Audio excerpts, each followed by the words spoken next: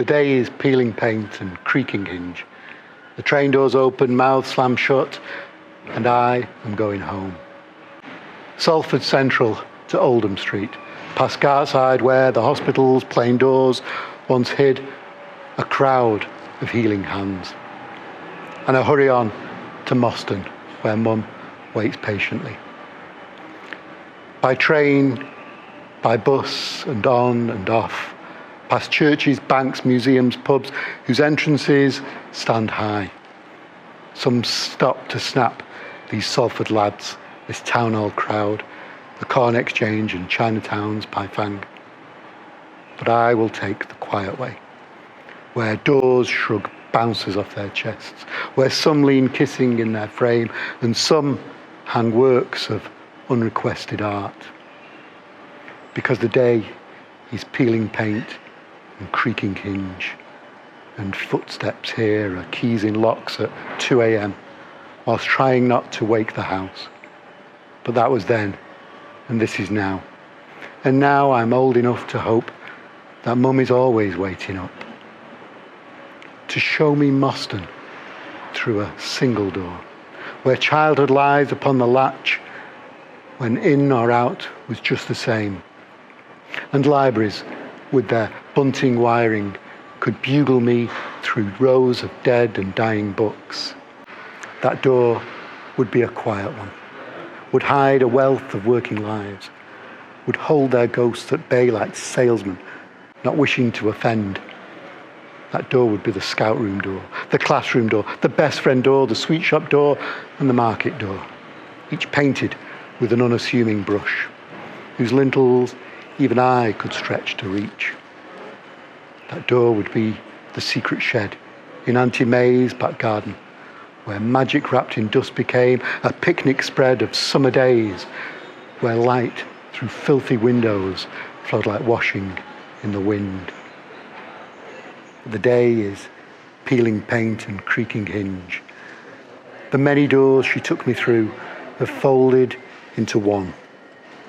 And though it's hard to find my key amongst the jingle of my life, a smile lies on the latch for me, and a quiet door swings wide.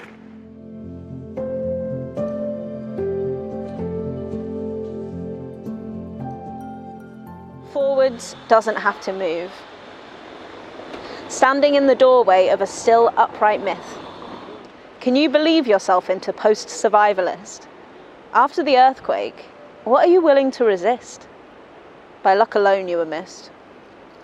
No Red Cross, plague noticed, no Moses, no basket. You are here because you still exist. Not yet ready to learn from this, or walk the tarmacked apocalypse. What do we do? Now the ice is melting in our caves, and our buckets are used for bucket lists.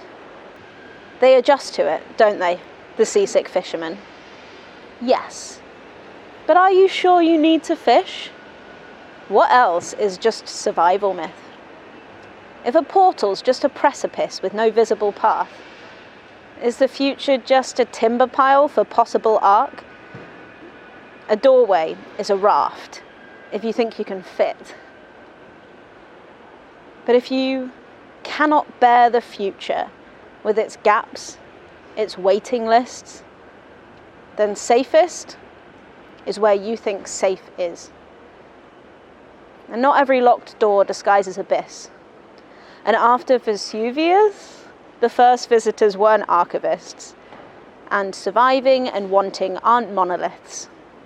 If your cave was flooded, you deserve a ship. If you became a portal, you exist. You exist. If you are lunging for the future, it's okay if you trip. If your hinges were rusted, I know a blacksmith. If the earth is still shaking, you keep your doorway. Handle, fist, who cares if it's a myth? Imagine this. You are recovering, and the future doesn't know what normal is.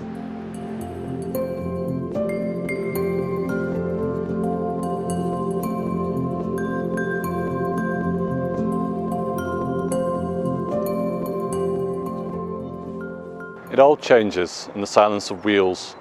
My world becomes 4 walls, 2 wheels, a couple of sticks, a bed, a state of one. People ask, "Are you okay?" Please don't answer. Please don't ask. And the world turns, but I cannot. Songs are sung and cars from beyond the edges of my bed sheets. Out there, all is myth to me, and sounds fill the words. There is a story here. Pigeons, blackbirds, robins are the actors of my daily life. My neighbours, the chorus, who wash back and forth upon doorsteps at dawn and sunset.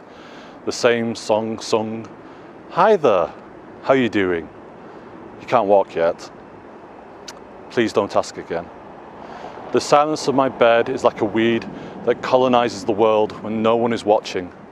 Now there is an old song for all of us from our pasts.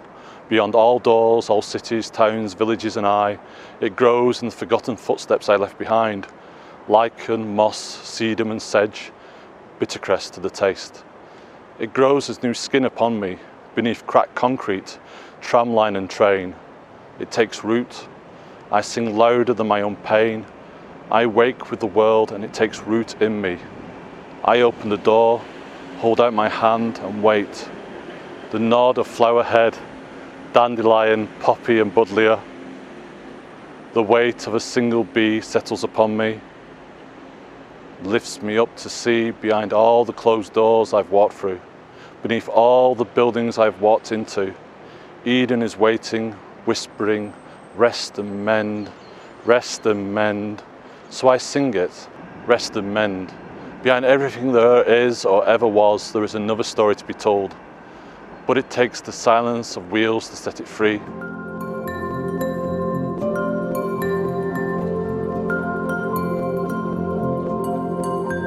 Home has never felt so far away as when the order came to stay at home, yet my granny's stories have never charmed me more than when I could only hear her through my phone, standing in the mouth of Albert Park, holding in the arches frame the cityscape, my gaze passing over red brick homes, pausing daily on my key workers commute to hear my granny, Zahra, at home in Bahrain, weaving warm visions of her once thatched village, pulling together the distances immense as all the stories she threads of childhood memories. To think my tiny far-flung country could fit neatly in a pocket of this city, but in unprecedented times, not my city, nor my country, nor my granny seem so small. Through Zahra I see the graveyard by her street, where our history sleeps. It remembers the cut palm groves, the litanies of stolen lives, the rumbling hunger and splendor of mullahs, serfs and weavers fighting for their futures. In return, I tell her how Salford's a city swallowed up by a city. In this Victorian arch, skyscrapers protrude like anxious needles into the city's heart. Perhaps it's being cut from her cloth that makes me at home. In Zahra's stories, familial names become visionaries, no different to workers, Luddites and suffragettes, mustering together to build better. And still building now. When I loop through the park like a thread and place Salford in the arch's mouth, I picture a quilt. The patches are red brick homes, warmly woven, like Zahra's village, still resilient in her memory. A fabric threaded by shared history, textured by the hope I hear in her voice. When the hard times end, we will stay knotted.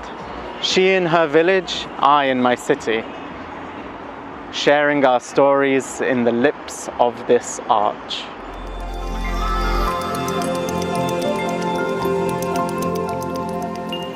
The room is holding itself close, like the hush when you know it will snow, or the sky goes yellow before a monsoon rain starts falling. You sit in a corner on the floor where bookshelves meet and find that the span of your arms can hold a continent or more. Even if you have no country that would claim you, no handful of mud to call your own, or home you want to go to, this could be yours. Language starts to crack the way an egg hatches and a beak appears. You feel the heat of the earth waiting for rain, trees in the forest bending to the wind, see the life of the woman on the train. You hear what the books are saying. You are the key. You turn, the world opens.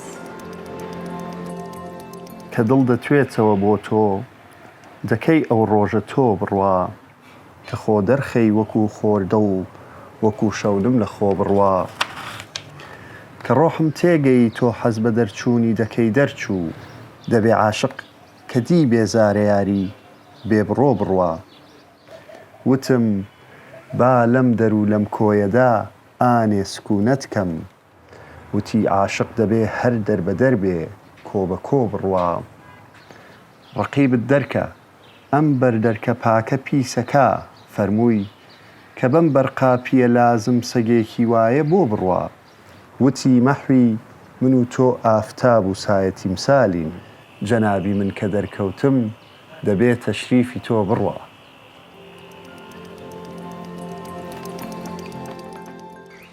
Una terraza de 2 metros cuadrados.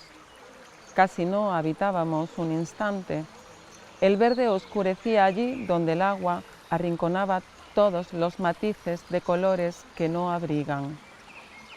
2 taburetes y una mesa marca Tibuk, perfectamente acoplados a la escena siempre en sombra. Entonces pensábamos que las vistas soleadas eran un reflejo de la economía de nuestros afectos. En un cuarto que fue dormitorio, luego salón, luego dormitorio para 3, sobre las paredes una sombra que nunca observé renuncia, otra que ya no es mía. Cada 7 años mudamos nuestras células, no queda ninguna que allí habitara. Proyecta escenas que nunca llegamos a representar. En la otra habitación, que fue dormitorio, salón, habitación de invitados, dormitorio comunal y habitación de un desconocido, cables inverosímiles arrastran penumbra y su contrario, horas y su contrario.